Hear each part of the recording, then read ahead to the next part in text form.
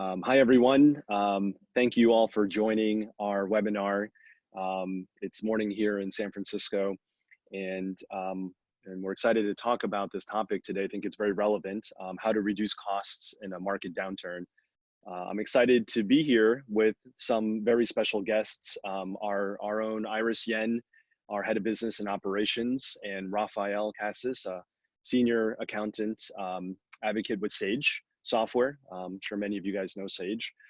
Both of them have really tremendous and deep experience in this space when it's about controlling and streamlining costs. So I'm personally very excited and looking forward to hearing their insights and views today on this discussion. Let me start by introducing a little bit about myself. By way of introduction, I started TravelBank about 4 years ago to make travel and expense management easier and more efficient. Before TravelBank, I founded another business in the customer service space called Parature. And we started, in fact, in the heart of the 2001 recession, the dot-com recession. For those of you who may remember that, of course, I sort of mentioned that I didn't really know it was recession at the time when we started the business, but we did in fact start at a time like that. And we were able to shepherd the company through the 2009-2010 recession. And eventually we had a very successful exit to Microsoft in 2014. So I can tell you firsthand from my personal experience that even through tough recessions, it is very possible to manage your business through it and come out stronger. And we're excited to have that discussion today to talk about that. Let me turn this over to Iris to let her give a short introduction about herself. Thank you, Duke. Again, my name is Iris Yen, and I'm the head of business operations here at TravelBank. I have 15 years of strategy consulting, product marketing, and business operations experience. Prior to TravelBank, I worked at McKinsey for a number of years, consulting with a lot of top Fortune 500 companies. And currently at TravelBank, I work alongside my senior team colleagues on a variety of initiatives to help manage our operational costs. And I also lead up many of our contract negotiations with partners, vendors, and customers. Now turning it over to you, Rafael. Hi, everyone. Thanks for joining us. It's a pleasure to be here. Thank you, Duke, and the team for having Sage along with us. And so myself, I'm a senior manager of the Sage Account Solutions Group at Sage in the U.S. Myself, I have over 15 years of experience in finance and accounting consulting and advisory experience, and as well as development with building products globally from SMB to enterprise in the media broadcasting industry around the world. So it's primarily working with FP&A teams, distribution teams, and so this is going to be a really great session. I'm excited to get this going. So I'll hand it back to you, Duke. Great, Rafael, thank you. So let's jump into the content, and I know this is very relevant, certainly in a time like this. And I want to say first and foremost, we are in this COVID-19 crisis, and not only is it a healthcare crisis, but also it's impacting our economy very significantly. And so we think this topic is very, very, very relevant. And today we're going to discuss more about how to streamline costs and expenses to preserve cash for companies and ultimately strengthen your financial position through a period like this. And we've heard over and over again from our customers that this is something that's on their minds. And so we've compiled a lot of data and really excited to hear the views from both Iris and Rafael. And let's jump in and look at some of the topics that we're going to talk about. So, I mean, we all know we're deep in this COVID-19 impact, and it's really been affecting many businesses. I wouldn't say it's affected every business as we've seen, but it's certainly affected many, many businesses out there. It's a very challenging, very disheartening times. And what we want to look at now is how does one think about shifting operating costs in a time like this, in this situation with this impact from COVID-19. And it's clearly creating a lot of unique challenges, but at the same time, are there opportunities that can emerge from this? And we wanted to have a thoughtful conversation around that, so we can share some views from different perspectives. And also our employees. We're thinking about our employees in a time like this. Many employees are working from home, and how do we balance the needs of our employees, against your budget and against your resources and other considerations. So we're going to spend some time to talk through these topics, and it's going to be very collaborative. Like I said, I'm excited to hear the views as well. And so a couple of housekeeping items before we jump in. First and foremost, if you have any questions, we encourage all of your feedback. Please go ahead and type them into the chat as part of this webinar. We'll take a look at all of that, and we'll leave some time at the end for Q&A. We certainly want to get to your questions, and if we don't get to them, we'll follow up with you on those answers as well, especially from our amazing speakers. We'll make sure to circulate that. Second, after the webinar, we are recording this webinar. We will have and share all of the presentation slides and materials. Make sure that everybody has access to that, including links for resources to help you and your focus on your goals for reducing costs and extending runway. Great. So let me go ahead and let's start this discussion with Iris and Rafael, and I'll set the stage. So just a couple slides here. First, I know many of you have seen this, but we are deep into the impacts of COVID-19. And I think there's one graph that shows it the best, and it's really this one. If you look past few decades, there hasn't been anything quite like what we've seen. And I've seen a couple of these, as I mentioned, but there's nothing like what we are seeing today. When you look at the unemployment rates and the claims that are filed just within the last 4 to 6 weeks, it's astounding, the impacts of this on our economy. And I think this graph shows it the best. But kind of moving forward into the next slide, what we think really are, given the situation that we're all in, number one, how do we survive through this as if you're running your business today? And number two, what are the opportunities that you may be able to see through this process? So first and foremost, I think it's really key to use this opportunity to in time to really think about your business, maybe in a way that you have never thought about it before. And it certainly is, it's a trying time for that. And one may be able to really spend some time to think about their business model, is it, and is it relevant? And it can be relevant in a time like this, I think is really important. Are there processes that can be improved, while your business is slower specifically? I think that's really going to be very important to think about in a time like this.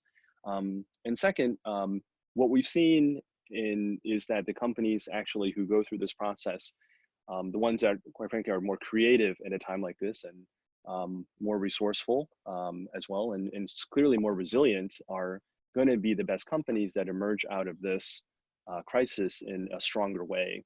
I've personally been through that in my prior companies, and we have seen many stories of great successes through 2008 and 2009 and also 2001, and even before that, companies that were born even in times like this, or had to go through a time like this and emerge much stronger.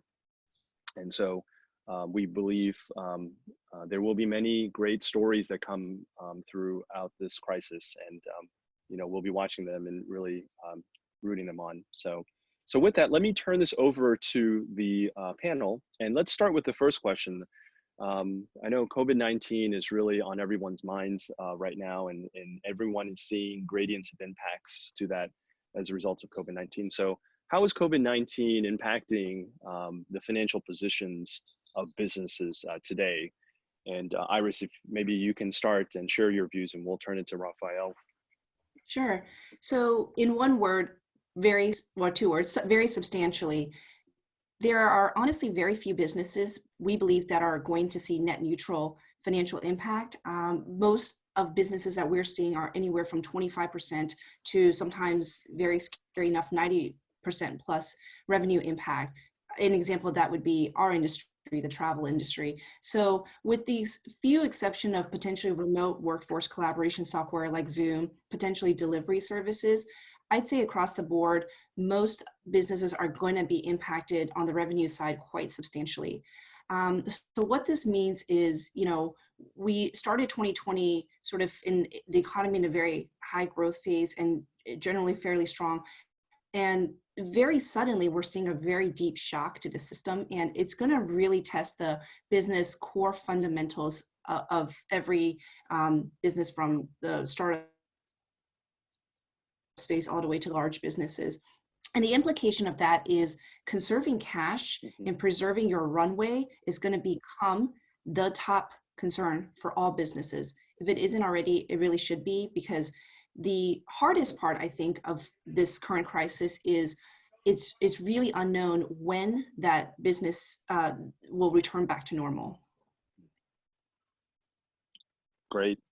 Rafael, what's your view on this, the impacts of COVID-19 on these I businesses? share a lot of the same, thank you, Duke. I share a lot of the same sentiments that Iris has here. Those are all, like, for instance, the 90% that comes from really the airlines. Southwest CEO just had an interview last night discussing that they've dropped up to 90%. So they're, having to change certain business positions. Everyone really is feeling some, for the most part, an effect financially.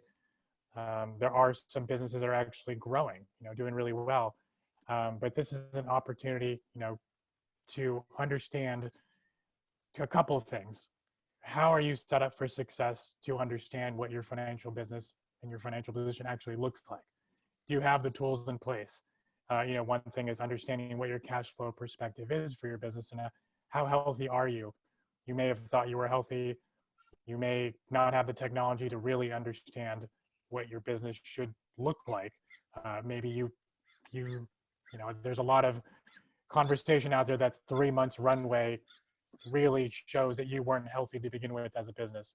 So, those are things that we'll discuss further, but those are things where you're having the right accounting package, and also, more importantly, where that data is stored, but more importantly, being aligned to an accountant or a CPA to help you understand the story behind the data that's coming through, and the cash flow, and how to mitigate costs.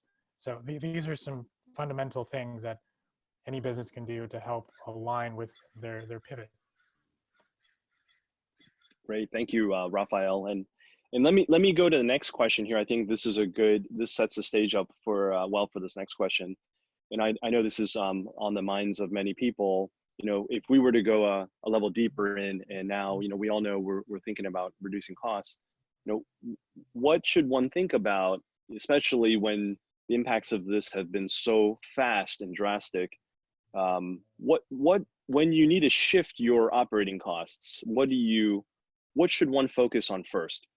And if you guys have good examples, I think everyone would love to hear that, and your experiences. So, Iris, do you want to take this first? Sure. So, because we are a corporate travel startup, in some ways we were really at the vanguard of seeing what I consider sort of that very scary drop. So it's sort of what I liken to skydiving without a parachute. We, in a very short amount of time, saw our revenues drop very significantly. So the first thing is it's scary. It's really scary. But we sort of had to take a step back, take a deep breath, and plan. I think planning is really important, and sort of keeping calm. The first thing I would say is you need to really have a good, as Rafael mentioned, a really good fundamental understanding of your cash flow and your cash position. And that starts with scenario planning. So what I would recommend is creating a matrix where you sort of have, revenue impact. So let's say you model it out from anywhere from 25% to 75% impact. And this is obviously going to vary depending on your industry. And then also on the other axis would be, when do you expect your business to return to normal? Again, very sadly for us in the travel industry, we are probably in the bottom in a sense of our business impact was significant and substantial, and the return to business as normal is quite uncertain. And I think the Airbnb CEO Brian Chesney said it well when he said that, you know, when travel returns, it's still probably going to be very different from what we've traditionally seen it to be. So the first is I would create some multiple scenarios and really understand how much cash do you need to sustain your position. The second would be to take a real inventory of all of your expenses. So what we did is we pulled all of our expenses from the last 12 months and then sort of sorted it and categorized it into multiple categories. So we would tag it by whether it's variable or fixed cost. The second category would be whether it's mission critical or what may be more discretionary or non-essential. And then you can also categorize it, you know, a third category by department or type of cost. So is it, you know, marketing, is it sales, is it engineering, is it software? The first category of cost that would probably be what I consider low-hanging fruit are costs that are variable, discretionary, and doesn't have substantial business impact. And so those would be good areas to start looking into sort of trimming back and scaling down. So example, discretionary employee benefits like parking and commuter benefits. Well, no one's going to work, so, or at least not physically. So those may be an area to cut back on. Another area is if your business isn't currently in a big growth phase, you may look at maybe scaling back on some marketing and PR spend, as well as recruiting spend. And, you know, events, conferences, these tend to have pretty large budgets. So looking at that, and then the third category would be potentially some software licenses that you can streamline. That's great. Iris, thank you for sharing that. Those are great examples there. Rafael, how about your experience, you know, working with companies and you guys yourselves? Yeah, I think those are some great points. What from ourselves, from a Sage perspective, you know, we actually were able to mitigate a lot of costs because of traveling per se. No one's traveling, so that in itself, you know, globally cuts down a lot of costs. But from a just normal business perspective, outside of a larger company, for these small businesses, you want to look at things like mitigating costs from your vendors that you have those relationships with, or bank loans. See where you can have those discussions to see if those can be deferred. You know, and that also revolves around the financial modeling that you've built out with your, you know, your finance team, whether it be a, you know, virtual CFO that you may have, or your CPA.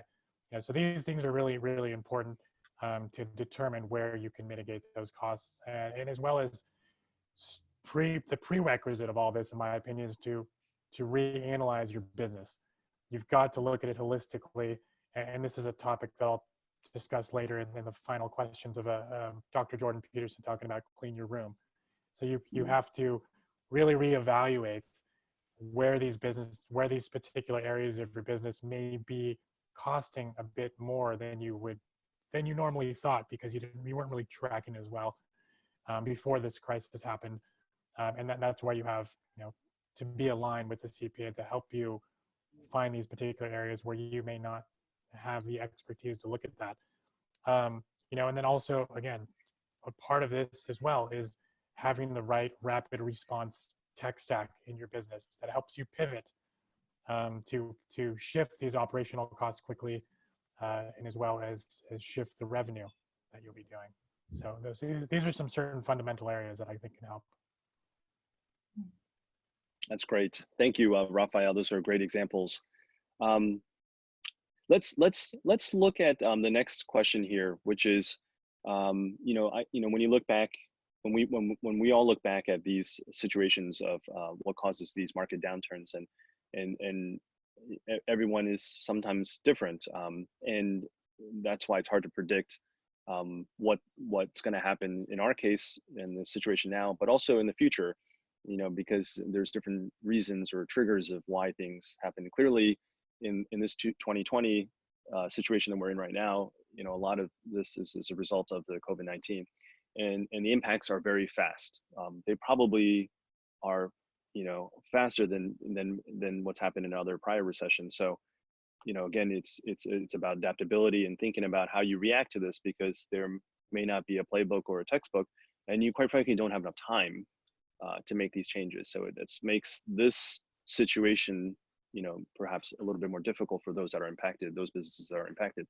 So in your view, for both of you, what's different about controlling costs in today's environment with COVID-19's impact for those businesses that are affected and the potential downturn?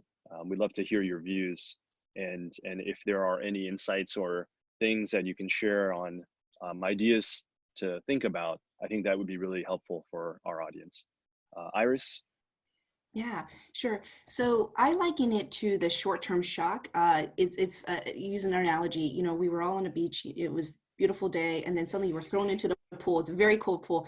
Once you sort of get over that initial shock and get your bearings, you need to tread water for a while and then figure out how to get yourself back to the beach.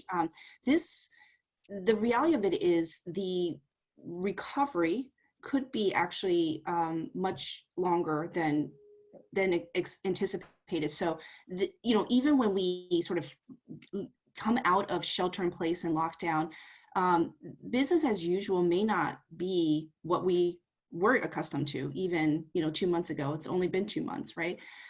Let me give you an example from our industry. So post 9/11, which is the closest analog to the current recession, it took about 2 to 3 years for travel to resume to the levels at which it was prior to 9/11. So, if you're talking about business as usual, what's your baseline? If you're talking about sort of, January 2020, that can take a while. So what the implication for that is, in the short term, do as much as you can to sustain yourself. The PPP program, all of the other SBA loans that are being offered, like the Economic Injury Disaster Loan, as well as various SBA loans that are available from city and state governments. Those are all absolutely things that all businesses should be looking into to sort of tide you over. But I really think of those more like emergency gas money to sort of get you home. But once you're home, like, how do you continue to keep the lights on and food on the table? That's where you have to be, this mindset and discipline of cost control has to be a prevailing mindset, I think, for a period of time. And when you start to see things pick up, I would still be very thoughtful and gradual about adding more costs to your business, because again, I think a full recovery may actually take some more time once we go to an economic downturn, which looks like it's increasingly likely to be the case. Rafael, do you agree with that? Maybe you're more positive and optimistic about it. We'd love to hear your views. No, I mean, I agree. Ultimately, I think realistically, it's going to be probably a solid, could be 18 months till this thing really mulls over. And, the mindset that I've always had, especially as a consultant and working through, I actually, when I originally started at Sage, it was during the recession, around that time frame. But the same around that time frame, I was also heavily training in jiu-jitsu. And one thing that always stuck with me, not only from a personality standpoint, but from the principle of jiu-jitsu and how it relates to business, it's not the old term of you have to go with the flow. It's flowing with the go, because everything is going to be completely adaptive. You've got to have, you not only have to flow with the go of someone that's, physically trying to strangle you or at this point, this economic is trying to strangle your business. So you've got to be able to have the mindset that you're set up for success to flow with the go. And not only that, within jiu-jitsu, the principle is to not just focus on the next step. What is 5 steps ahead of what's going to happen? So this is where the financial modeling is really important, to look at different types of scenarios like we talked about previously, and to understand, to have not only just plan, a pandemic plan A, but plan B, C, and D, because things can change and pivot so much. So it's just important to really have those types of things set up for yourself to be as successful as you can. And this is going to be a marathon. It's not going to be as I was just talking about, a quick fix. These PPP, SBA loans, even every one of those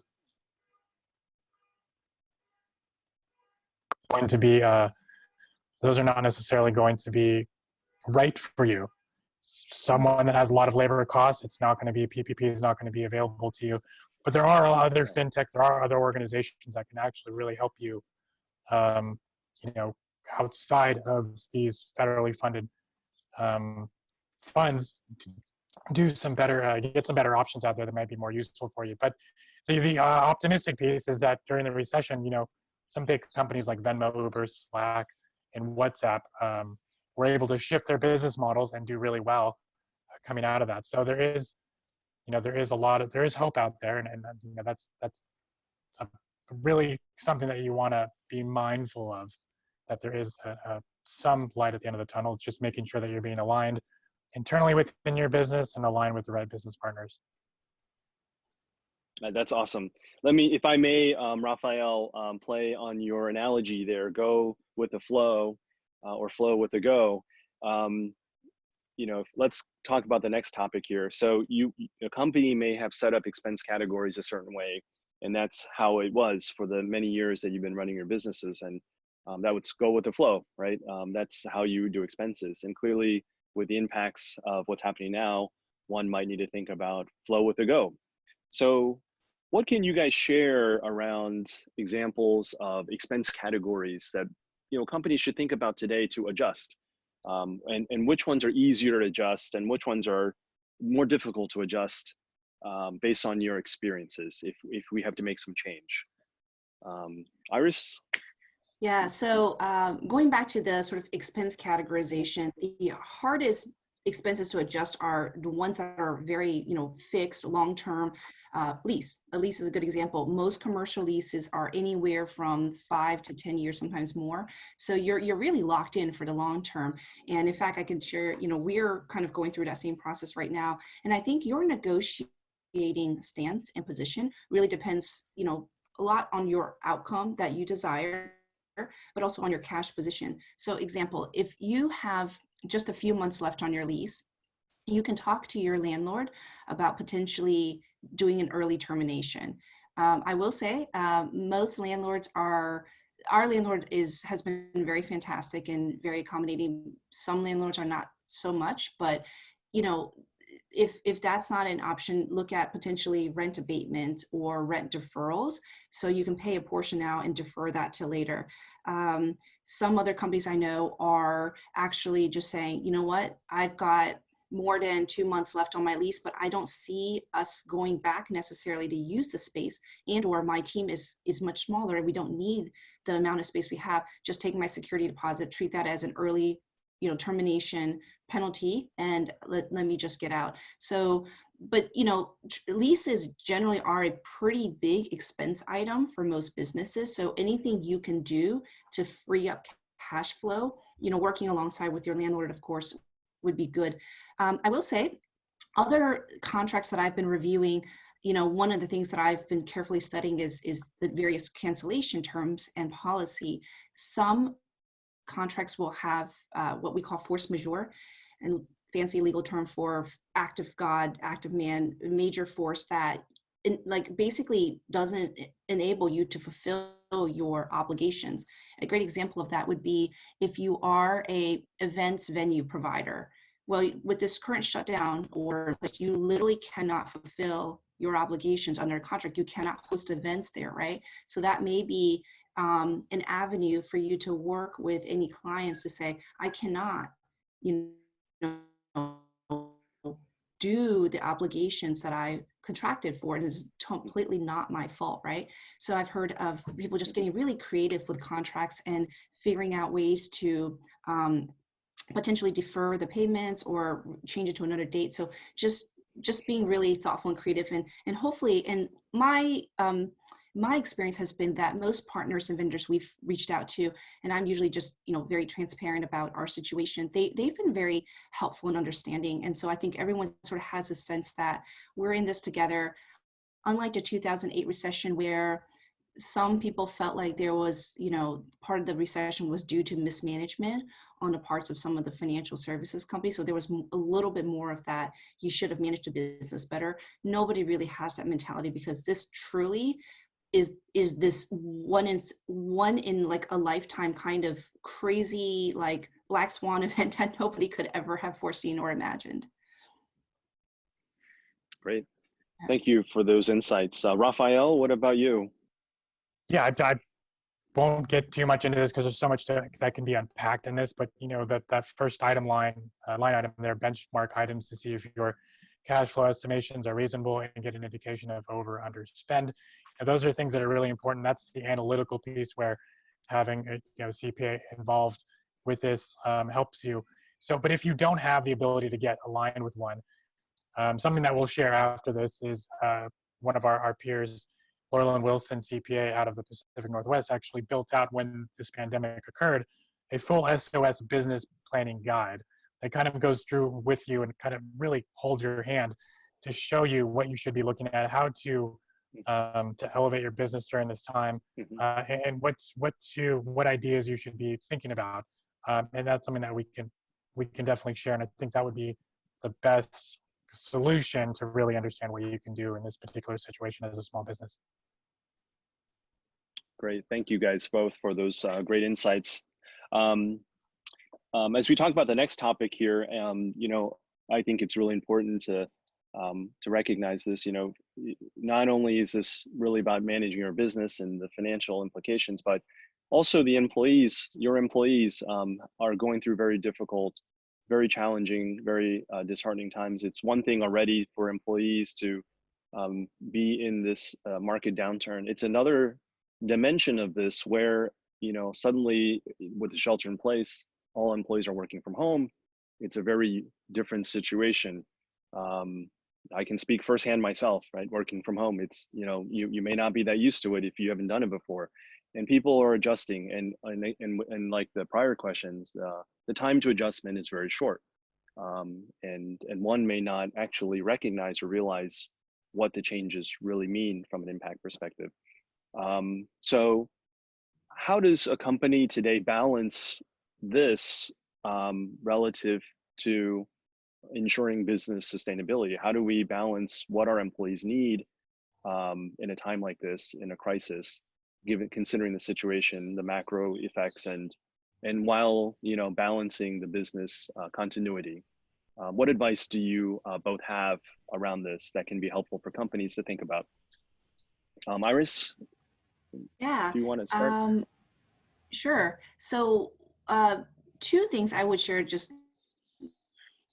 personally, that we've done at TravelBank, and I think has been hugely beneficial and helpful to me as a mother working from home with 2 young children, is first just a general understanding and a culture of flexibility. We have a lot of trust in our organization that people will get their tasks done, but the timelines, I think we all acknowledge, have to be more fluid and more flexible now, because many of us are at home potentially managing young children that are, distance learning, which for very young children is not really quite feasible.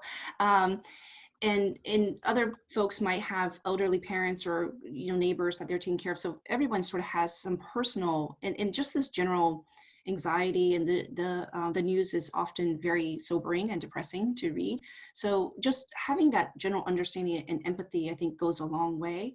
The other thing that we've done at TravelBank, which I think has been hugely helpful to our employees, and we've heard great feedback from our customers as well, is we shifted our company to focus on expense, and in particular with our expense product, we rolled out a work from home expense policy for us as a company. So it's things like, even though we're in technology, we're a software company, many of us, all we need is a laptop and we can get working anywhere. But that mindset of working from home, you can't just assume that just because I have a laptop that I have the right equipment. I may not have a desk that I can work from home. I may not have monitors or mouse or whatever. And so at TravelBank, we adopted a work from home policy to help employees sort of manage that transition, because again, it happened very, very quickly in a very short amount of time.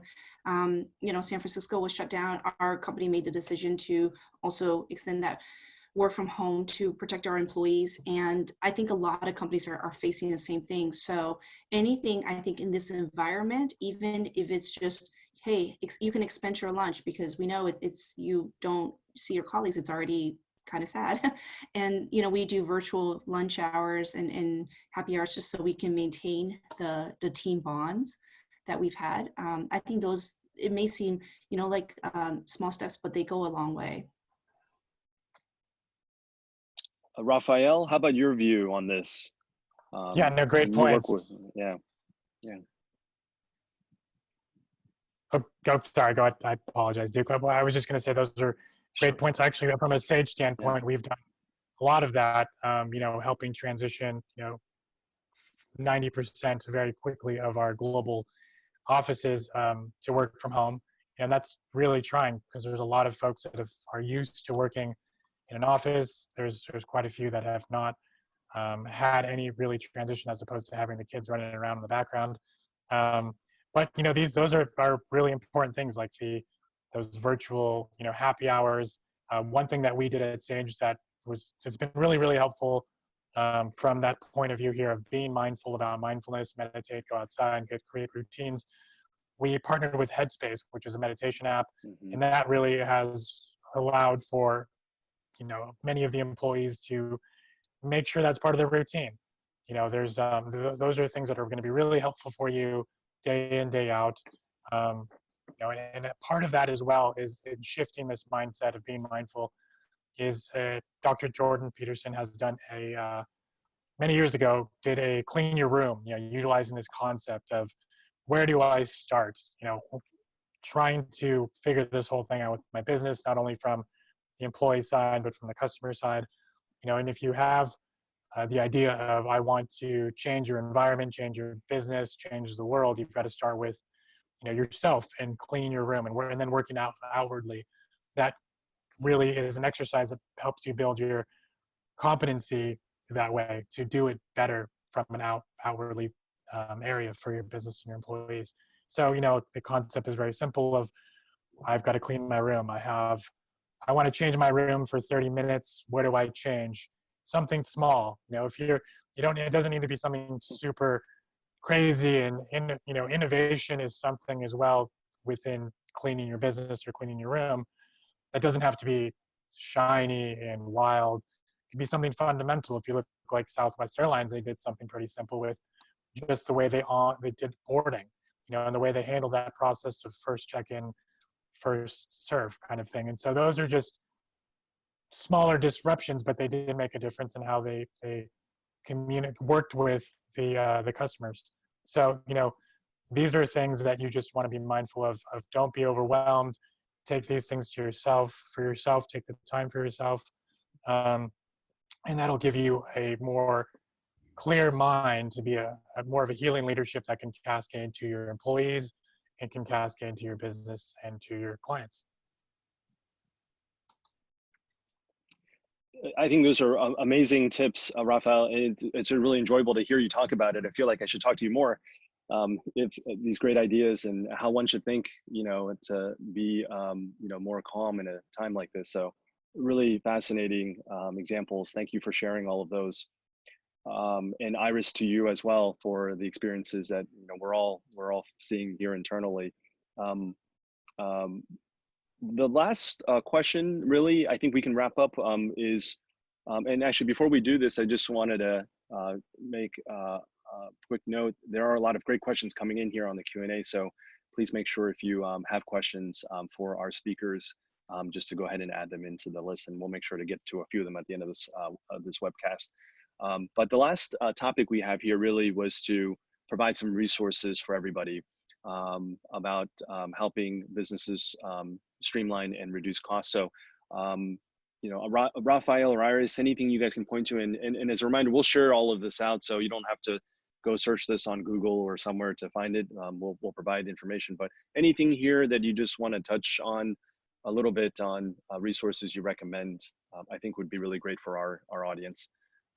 Yes, I'll touch on these really quickly here. So we have the Sage COVID-19 Resource Finder, Resource Center, and actually that Resource Center, within that, we just recently built a business support finder. So it goes through a series of questions about your business, your employees, and a few other things, and it actually will give you a comprehensive guide as to what you should be looking for amidst all of the chaos and all the different types of programs out there. So that is something actually that many businesses and accountants and really anyone out there has been utilizing that heavily. So that I definitely suggest taking a look at that. The AICPA Resource Center, which is the American Institute of CPA, which is really more of a governing body, also has a really deep dive into the legislations that are out, more tailored to accountants. But if you want to really have a deep look into that, that's a really great resource. And then the CARES Act overview, small business guide and checklist, that it's something done by Hyde Bailey, who is one of the top 20 firms in the country and actually one of the Sage Accounts Network members and some thought leaders. And so they've got some really, really great checklists for you from that position. And then, as I brought up earlier, the Collective CPA SOS Business Planning Guide, that was done by Laurel and Wilson. That collective guide is something that we can share, but it gives you a really, really great start as a small business. If you don't know where to go, this gives you the framework for it. Yeah. Back to you. Fantastic. Thank you, Rafa. Those are great, great resources. Thank you for sharing all of those. We have a few minutes for Q&A. Just taking a look at some of these questions coming in. And you mentioned here, Rafael, about some of these programs. I think there's a question here. Let me just read it out. I think is top of mind, certainly. Clients continue to be confused as to what money is available besides PPP. And for those, I guess PP is part of the SBA programs. In addition, those who utilize independent contractors are not having success in obtaining funding. Any thoughts? Rafael, you want to share any thoughts on that?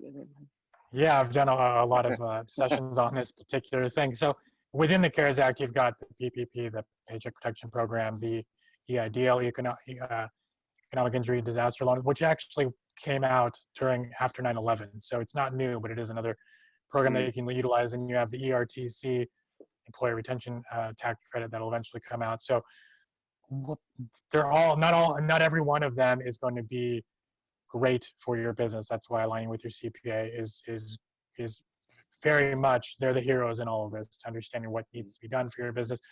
But with that question that was brought up, the most successful in this round one and round two of the PPP were going through small community banks as opposed to the larger banks. As you saw, there was some unfortunate, quote unquote favoritism to these separate rounds, but a lot of these smaller banks were able to get funded. So if you have, there is actually a PPP loan, SBA finder on the Treasury site that you can find which particular institutions around your area, around your zip code are offering this. So I would suggest looking at the checklist that we provide. And again, this is first come, first serve, but looking at the checklist, so you make sure that you have all the documentation correct and calculated before you go to any of those financial institutions. But it's the best bet right now is to go to the smaller ones. That's great. Thank you for sharing that. Very helpful. There's a question here. How do you negotiate cost discounts with vendors in the middle of a contract? I know, Iris, we've been going through a lot of this ourselves. Do you have any thoughts on that that you're willing to share? Yes, I am. I think your overall negotiation stance really will differ depending on several factors. So one is, how critical is getting this contract, done to the ongoing business. And how much does it cost? What's the length of the contract? What's your desired outcome, right? Is it more about maintaining a strong business relationship with this particular vendor or partner, or is it just about driving the lowest cost? So a couple of different frameworks and thoughts for people to consider. One, if this is a solution that you can conceivably see yourself using, but maybe just not at this present moment, I would go back to the vendor and talk about whether you can defer the contract and the payments of that contract for 3 to 6 months, because certainly in 3 to 6 months, we should have better clarity about how things are looking. Second, if you do not foresee yourself using this contract in the near future or just are uncertain, so an example might be recruiting software. At some point, we all hope we are going to be growing the company, but we don't know, is that going to be 6 months, 12 months, 18 months? In that case, what we would recommend is one, going back to the vendor and seeing if there is a way to, sort of gracefully part ways.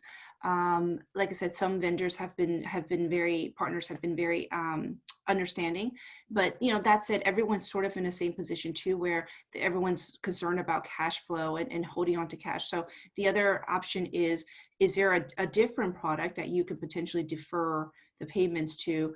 Maybe I don't need the recruiting product, but maybe you have another platform that I can sort of market my business to, and that's what I will use. Third, if you do need the service or software, but you need it at a lower cost and or you don't need as many licenses, I would, again, be very transparent, go back to the vendor, say, hey, listen, we signed on for making this up 500 seats or licenses. We really only need 300. Can we sort of renegotiate and start a new contract?